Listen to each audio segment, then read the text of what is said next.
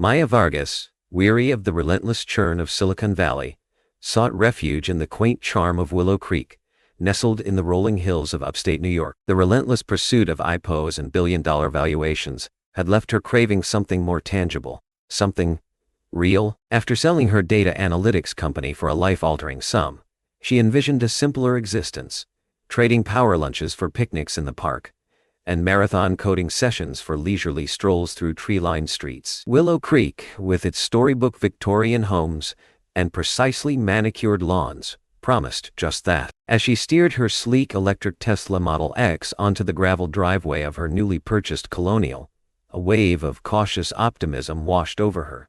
The scent of blooming lilacs mingled with the crisp, clean air. A robin perched on a nearby bird feeder, chirping a welcome.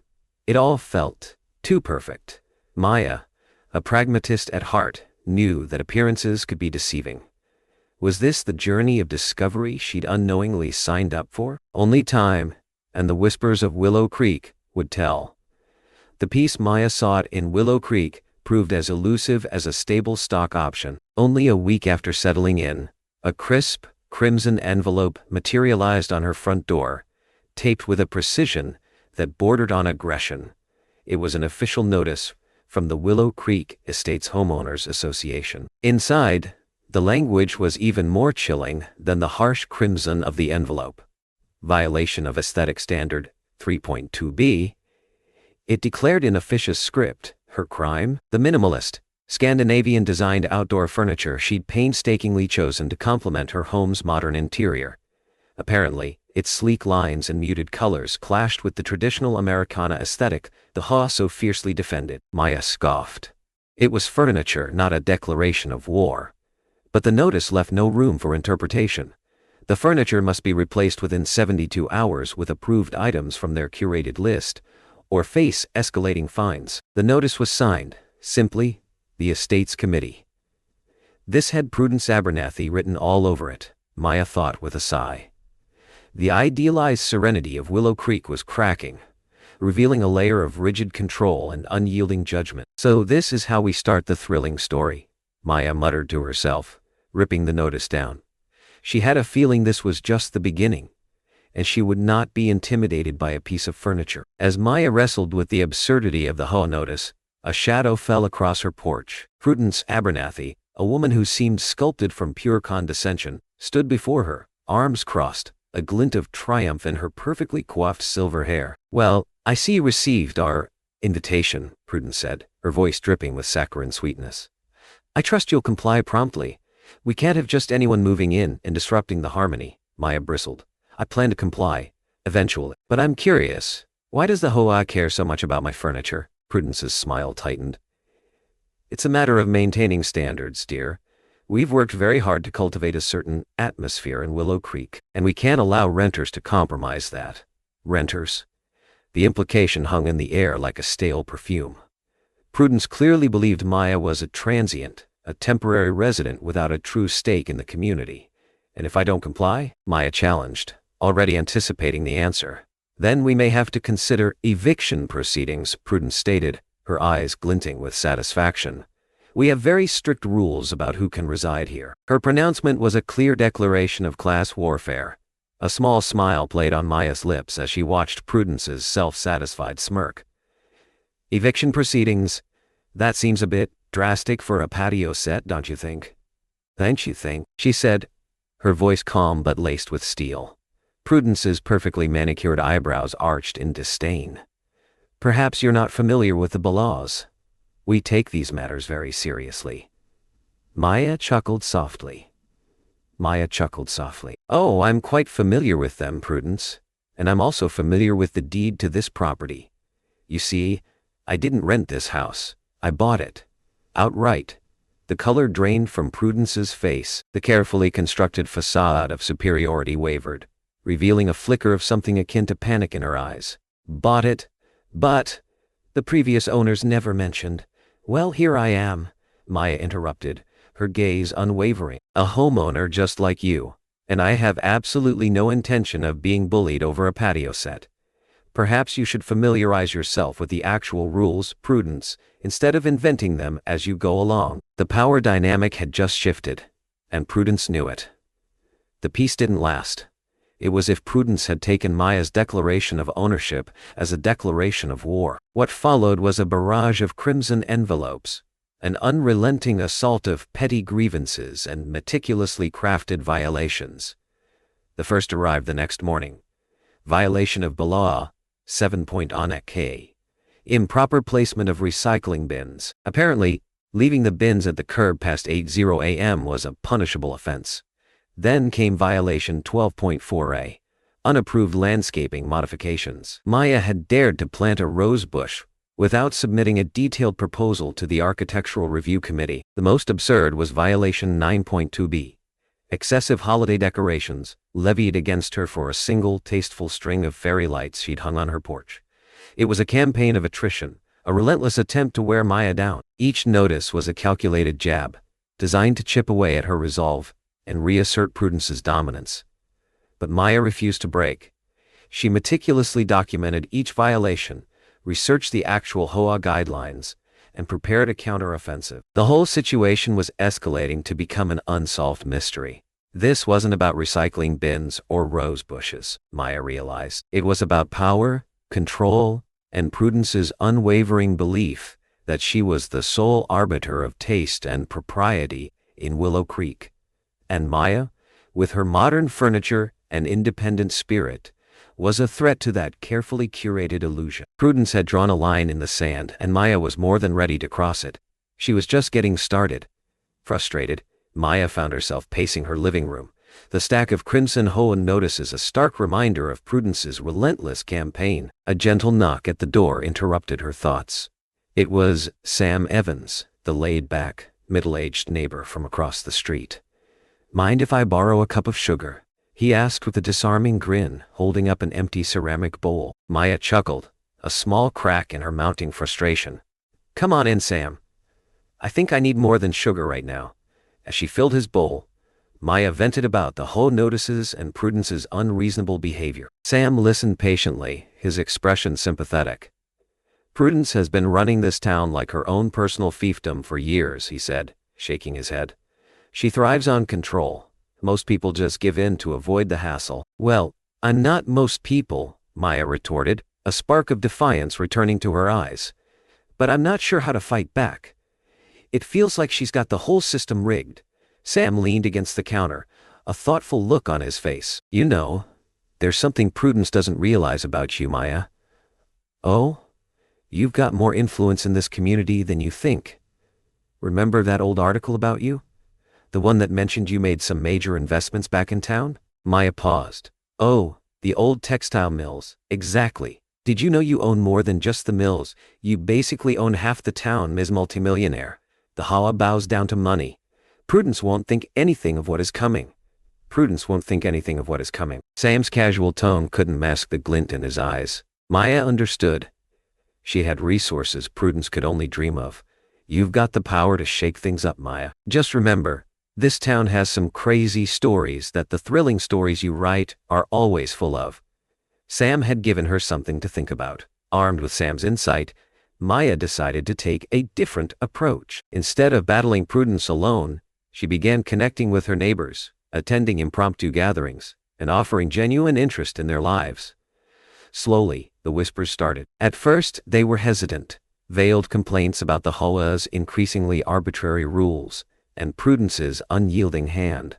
A young couple recounted how they'd been fined for painting their door a shade of blue deemed unsuitable. An elderly woman shared her frustration with the HOA's strict gardening regulations, which prevented her from growing the herbs her late husband had loved. As Maya listened, a pattern emerged. Prudence wasn't just enforcing rules.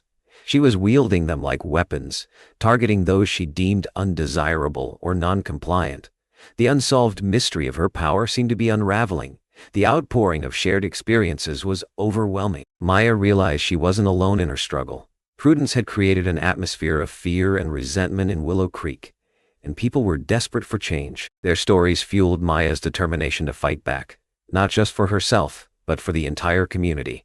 She started collecting testimonials, meticulously documenting each instance of Prudence's abuse of power. A small rebellion was brewing in the seemingly perfect suburb, and Maya Vargas was poised to lead the charge. This wasn't just about furniture anymore. It was about reclaiming their community from a bully. The Willow Creek Estates HOA board meeting was typically a sparsely attended affair, a formality rubber-stamping Prudence's decrees. Tonight, however, the room was packed. Word had spread about Maya's challenge, and a palpable tension hung in the air. Prudence, seated at the head of the table, radiated an air of icy composure, but Maya could detect a flicker of unease in her eyes. As Prudence droned through the agenda, Maya waited for her moment. Finally, during the open forum portion, she rose to speak. "I'd like to address some concerns about the fairness and transparency of our HOA's enforcement policies," she began, her voice clear and steady. "Specifically, I'd like to present evidence of selective enforcement and potential violations by our very own president, Prudence Abernathy." A collective gasp rippled through the room. Prudence's face turned a shade of crimson that rivaled the HOA's official notices. "This is outrageous," she sputtered. "I will not tolerate these slanderous accusations."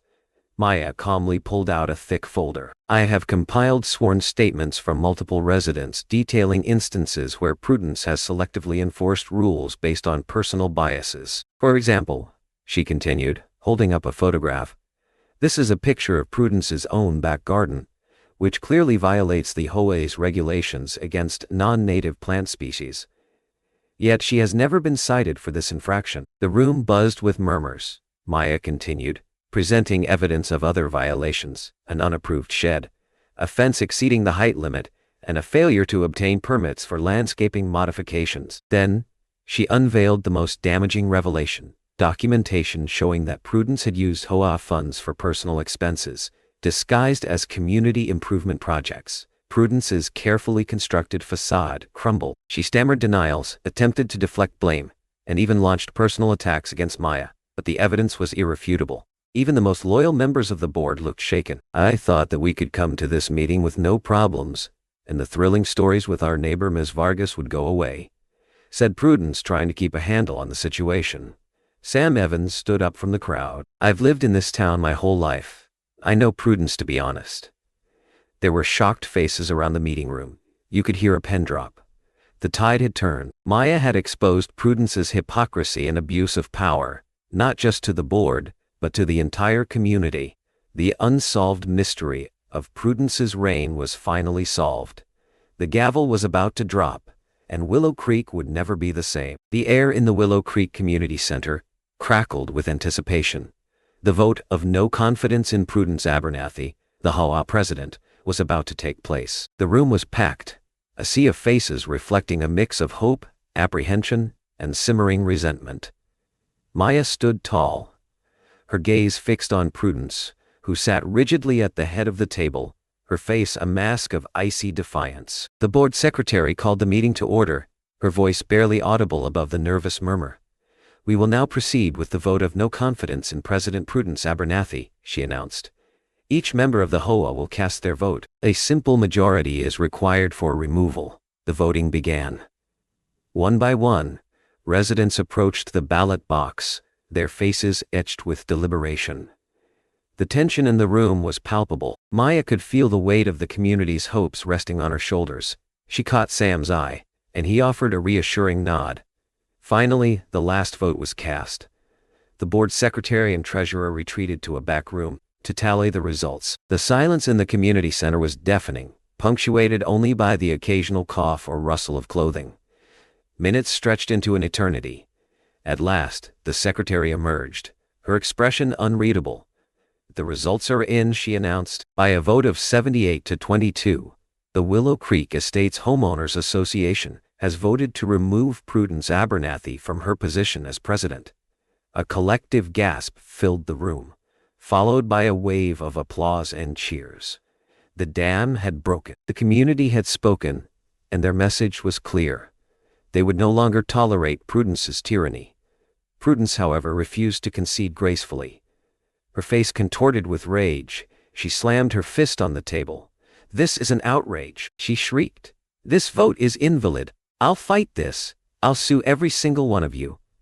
Maya stepped forward, her voice calm but firm. "It's over, Prudence," she said. The community has spoken. It's time for you to step down and allow a new leader to guide us forward, creating those thrilling stories we all want to read." Prudence glared at Maya, her eyes burning with hatred.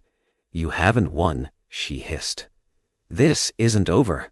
I'll make you pay for this." But as Prudence stormed out of the room, her threats rang hollow. The community had found its voice, and they had chosen to stand against corruption and injustice. The era of Prudence Abernathy was finally over. A new chapter was about to begin in Willow Creek. The weeks following Prudence's departure were transformative for Willow Creek. The oppressive atmosphere of fear and resentment began to dissipate, replaced by a sense of optimism and collaboration. The newly elected HOA board, led by a retired schoolteacher named Mrs. Peterson, immediately set to work revising the community's bylaws, prioritizing fairness, transparency, and neighborliness. The first order of business was to eliminate the most egregious restrictions, the ones that had stifled creativity and fostered division. Residents were now free to paint their doors any color they chose, plant gardens that reflected their personal tastes, and display holiday decorations without fear of arbitrary fines. The Architectural Review Committee was disbanded, replaced by a more collaborative design review process that emphasized community input and compromise. But the changes went beyond mere aesthetics. The new HOA board also focused on fostering a stronger sense of community, organizing social events, neighborhood cleanups, and volunteer initiatives. A community garden was established, providing fresh produce for those in need. A mentoring program was launched, pairing high school students with senior residents. Maya, initially reluctant to take on a leadership role, found herself increasingly drawn into the community's activities. She volunteered her tech skills to create a new HOA website, facilitating communication and transparency. She mentored aspiring young entrepreneurs, sharing her experiences and offering guidance. She even organized a neighborhood block party, complete with live music, food trucks, and a bouncy castle for the kids. As she surveyed the scene, watching neighbors laugh and connect, Maya realized she had finally found the peace and fulfillment she had been searching for. It wasn't the perfectly manicured lawns or the absence of noise that made Willow Creek special, but the spirit of community, the willingness to stand together against injustice, and the commitment to building a better future. This has been quite the journey of discovery, she thought. The thrilling story of Willow Creek had taken an unexpected turn, but it had led Maya to a place she never imagined. A place where she belonged, a place where her skills and resources could make a real difference, a place where she could truly call home. And as the sun set over Willow Creek, casting a golden glow on the faces of her newfound friends, Maya knew that this was just the beginning of a new chapter. A chapter filled with hope, connection, and the promise of a brighter tomorrow. This community had found its peace, thanks to Maya, and the thrilling story was over. The tale of Maya and Willow Creek offers potent life lessons. Firstly, it highlights the importance of standing up against injustice, even when facing seemingly insurmountable odds. Maya's courage to challenge Prudence's tyranny encourages us to confront bullies and unfair systems, understanding that collective action amplifies individual strength. Secondly, the story underscores the value of community engagement. Maya's initial desire for solitude evolved into a commitment to building stronger connections, demonstrating that true fulfillment often lies in contributing to the well-being of others. Furthermore, it teaches us to embrace our unique strengths. Maya leveraged her business acumen and resources for the greater good, proving that our talents, whatever they may be, can be used to create positive change. Finally, Willow Creek reminds us that appearances can be deceiving. Dig deeper, challenge assumptions, and seek authentic connections to uncover the true heart of any community or situation. By embracing courage, community, and authenticity, we can all create brighter chapters in our own lives.